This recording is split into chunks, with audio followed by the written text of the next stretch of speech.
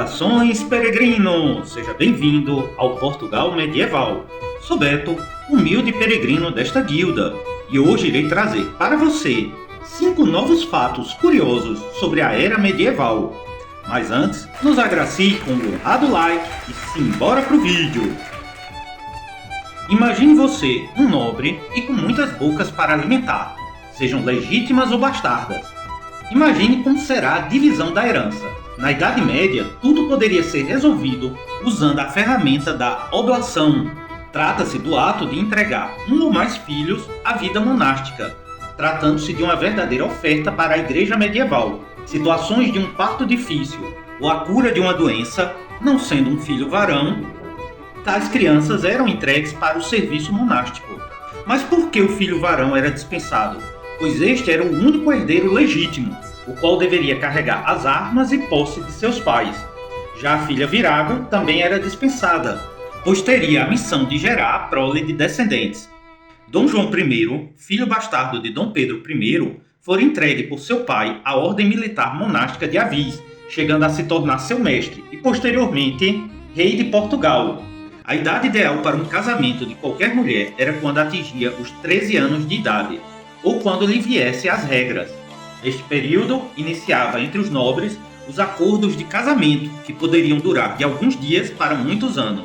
Há casos como o da infanta Dona Beatriz, filha de Dom Fernando e Dona Leonor Teles, que fora prometida e posteriormente desposara o rei de Castela, Dom João I, aos 10 anos de idade.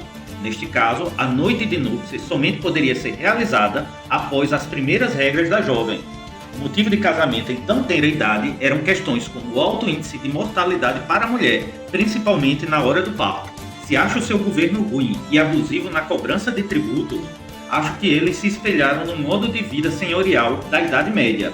Ser um senhor feudal tinha muitas vantagens.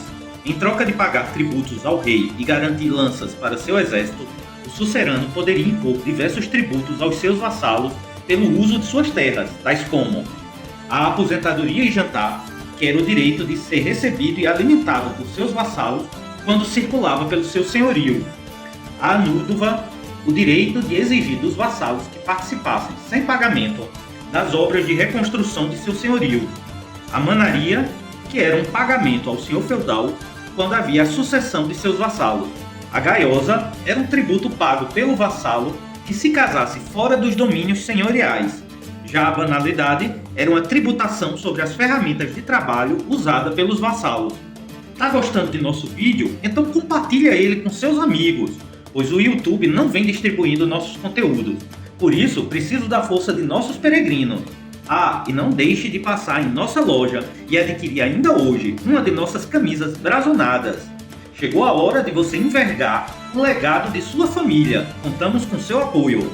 A lepra era considerada uma moléstia voraz e temida, sendo que seu portador, que era chamado de gafo, era condenado à segregação social, mas também a fundos de caridade, conforme preconizava a igreja. A origem da lepra era atribuída a conceitos mais espirituais do que biológicos, pois acreditava-se que quando alguém a contraía, fora devido aos seus pecados, ou ainda que seus genitores tenham tido relação sexual quando a mulher estava no período menstrual, considerado o período em que a mesma expurgava a sua malícia e pecado original. Os gafos ficavam retidos em moradias cercadas, não tendo o direito de sair sem uma autorização, e quando tinham, deveriam usar placas e guinzos para alertar a todos para se afastarem. Os tratamentos para doenças como a peste negra, que exterminou 1/3 da população europeia do século XIV, eram tão malucos quanto ineficientes.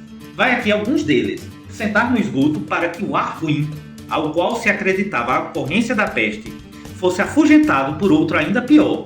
Comer pó de arsênio, cujo resultado final era o mesmo, ou seja, a morte.